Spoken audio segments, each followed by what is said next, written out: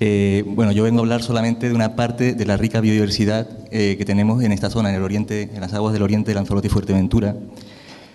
Un problema del medio marino es que es difícil de estudiar y a menudo tenemos muy poca información. En estas aguas, pues, ese es precisamente uno de los problemas. A raíz, precisamente, de hace unos años de una serie de varamientos en masa de cifios en las costas de Fuerteventura y Lanzarote, que coincidieron espacial y temporalmente con la celebración de ejercicios navales, pues iniciamos un estudio para conocer las poblaciones de ballenas y delfines de estas aguas, ¿no? Después de más de 200 días de censos marinos, de haber recorrido miles de millas en estos censos e invertido muchísimas horas, hemos llegado a la conclusión de que las aguas del oriente de Lanzarote y Fuerteventura son de las zonas más importantes del planeta en cuanto a cetáceos, en cuanto a diversidad y riqueza.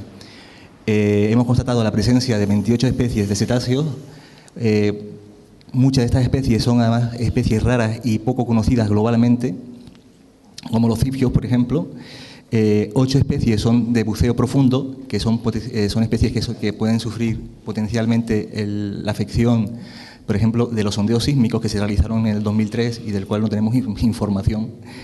Y fue el primer caso, en el caso de los cifios, en que se demostró que el sonido de origen humano, el sonido antrópico, podía causar la muerte de los cetáceos. Los cetáceos utilizan el sonido prácticamente para la mayoría de sus funciones cotidianas, para la alimentación, para la orientación, la reproducción, la integración social. Y el sonido humano, generado por los sondeos sísmicos, por las perforaciones, por el tráfico marítimo, puede causar pérdidas en el umbral auditivo de esas especies, que pueden ser temporales o permanentes, o sea, se pueden quedar sordos.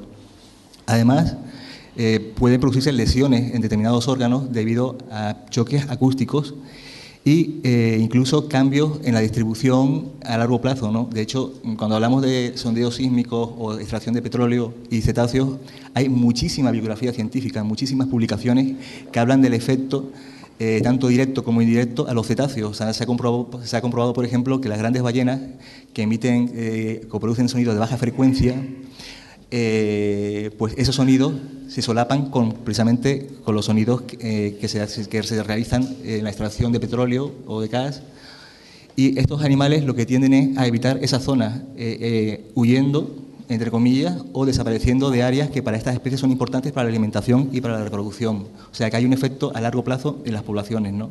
En casos más extremos, como en el caso de los cifios, se demostró que los sonares que tenían los destructores para localizar a los submarinos, pues producían que estos animales cambiaran sus patrones de inmersión, que eran muy estereotipados, porque confundían los pulsos acústicos de los sonares con los sonidos de las orcas, y probablemente estos animales se quedaban más tiempo en inmersión. Estamos hablando de cetáceos que viven al límite de su capacidad fisiológica, que realizan inmersiones de hasta 3.000 metros de profundidad y están 120 minutos en inmersión, y eso le generaba las mismas lesiones que un buceador que no hace la descompresión. Básicamente, el nitrógeno que hay disuelto en la sangre pues se separa en forma de burbujas, causando embolias y hemorragias en todos los organismos.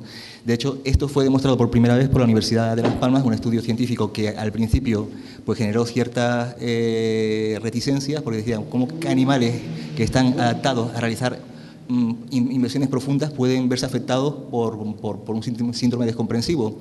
Luego los americanos lo que hicieron fue ponerle marcas a estos animales, unas marcas con unas ventosas que llevaban un ordenador para grabar los patrones de inmersión, e hicieron playback emitiendo sonidos de orcas y sonidos de sonar, y efectivamente comprobaron que estos animales lo que hacían era, pues dejaban de emitir inmediatamente y cambiaban los patrones de inmersión, dando lugar a esas posibles lesiones. Otros ejemplares lo que hicieron directamente es huir del área durante días, desaparecieron del área durante días. Entonces estamos hablando de que uno de los impactos más importantes que pueden sufrir estos animales en el área son precisamente el impacto acústico derivado de los trabajos de prospecciones, ¿no?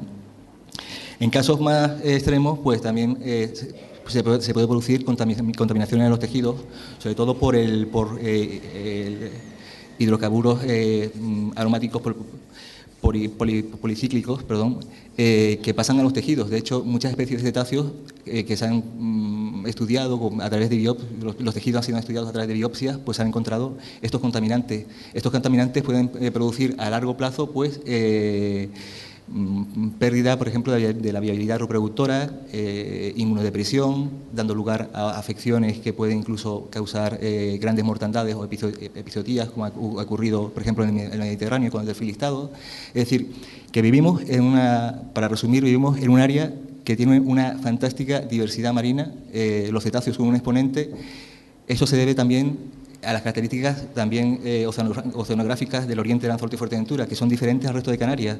Es decir, el oriente de Lanzarote y Fuerteventura, estas aguas pues son mucho más productivas que el resto de Canarias, debido a que reciben los filamentos del banco de los afloramientos del banco sahariano, debido también a que hay una capa mesopelágica, que es una capa de organismos a profundidad, formados por sobre todo crustáceos, peces y cefalópodos, que representan el alimento de estas especies, y esto favorece pues la presencia de estos grandes predadores que son los cetáceos, ¿no? Que son un patrimonio natural que tenemos la obligación de conservar. Beatriz no hablará con más detenimiento de esto, pero estos animales están protegidos por la legislación regional, nacional e internacional. De hecho, todas las especies de cetáceos están en la Directiva Cuarta de la Unión Europea, que obliga a los Estados miembros a proteger a estas especies, incluso no molestarlas. Y especies como, por ejemplo, el delfín mular, la marsopa y, en este caso, no un cetáceo, pero la tortuga boba, pues están en la Directiva 2, y eso obliga a los Estados miembros de la Unión Europea a proteger estrictamente las zonas donde estas especies pues se distribuyen, ¿no? Y con esto, bueno, pues quiero terminar para dejar tiempo a Beatriz. Muchas gracias.